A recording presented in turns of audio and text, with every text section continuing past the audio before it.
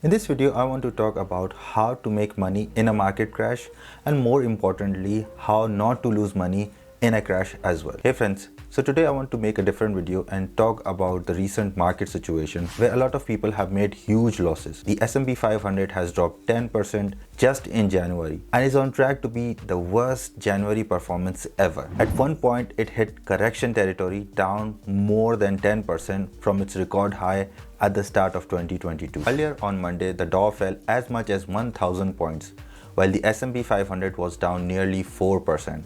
And the Nasdaq was down 5%. There are so many examples of companies that have dropped down so much at values that they haven't traded at a while now. Google is trading at a 24 PE ratio, same for Meta.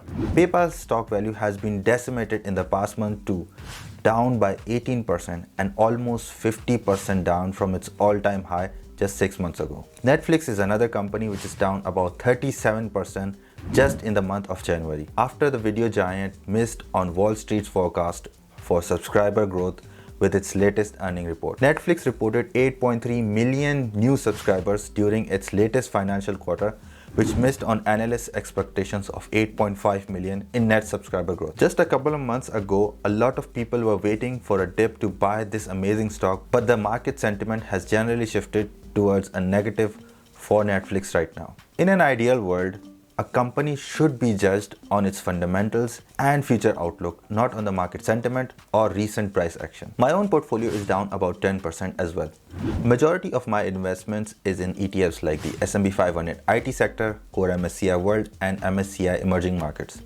With the IT sector down more than 10%, MSCI World down by 6% and Emerging Markets down by about 1%. Now I did do some trading, which I will talk about at the end.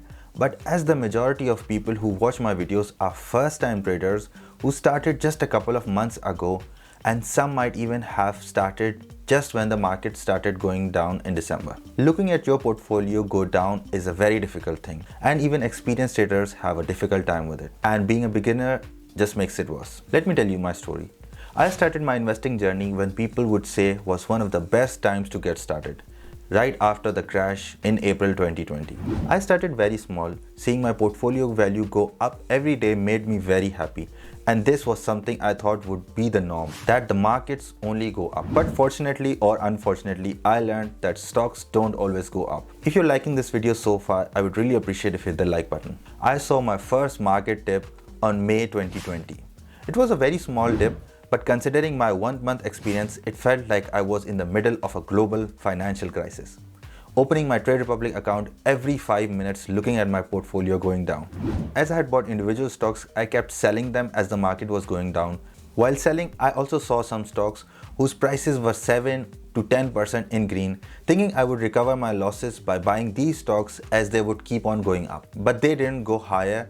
Most of them went down to their original prices and some even dropped to a negative at market close, thus making my losses even more. In a single day, I lost about 500 euros and about 30% of my whole stock portfolio value. Now 500 might seem a small number to you, but considering it was my second month of investing, losing this amount was a big deal. At that time, I did feel very bad being 30% down at a market close with the S&P 500 dropping about 1% that day. After that day, I started focusing more on ETFs compared to individual stocks. Now, I would be lying if I say that after that day, I never sold when the market was red and FOMO bought when the market was rallying. But I did this less often with time. So I know how you might be feeling if your portfolio is down or all of your profit from the past year or so totally wiped out in just a month. Just remember that you cannot perfectly time the market. As the legendary investor Warren Buffett said, the stock market is designed to transfer money from the active to the patient. So stepping back and looking at the big picture, people often say that if you had just invested 10,000 at the market crash in March 2020, you would have doubled your money right now. But timing the market is very difficult.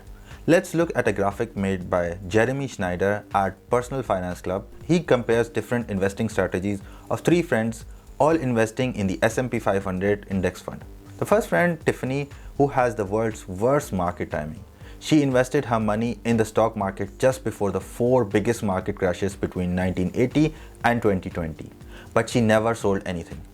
Even with her terrible timing but never selling, she turned 99,000 into 773,000. The second friend, Brittany, on the other hand, had the world's best market timing. She timed the market perfectly and bought the day the market was at its lowest after each of the 4 crashes. She turned her 99,000 into 1.123 million. And Sarah, the third friend, kept investing consistently. 200 euros every month automatically cut from her account and invested in the S&P 500. She ended up making $1.6 million.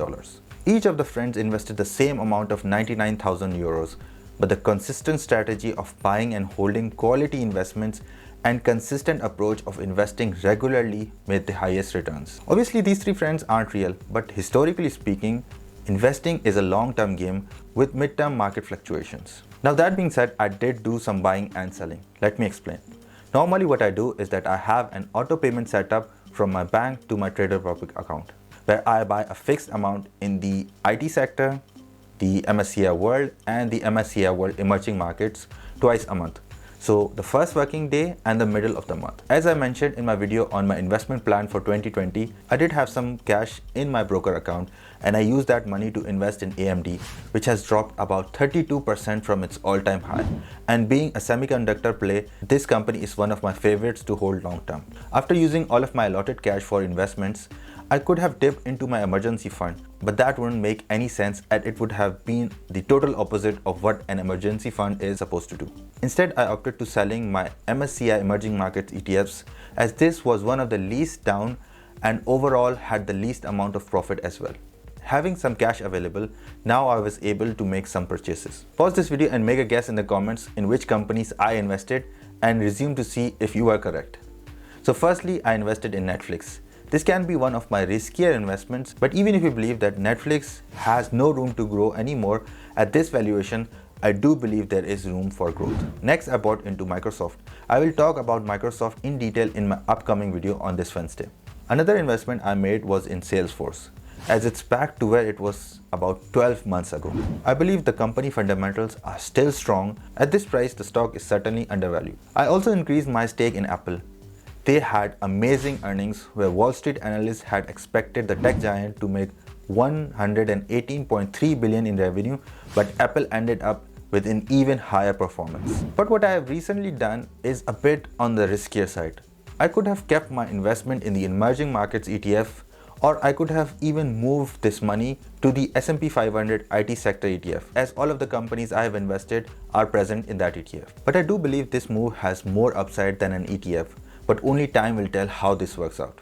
That said, having a plan on how you want to invest is essential. Click here if you want to see my investment plan for the year, or here if you want to know how to make an ironclad emergency fund. Thanks for watching, bleib gesund, and I'll see you in this video.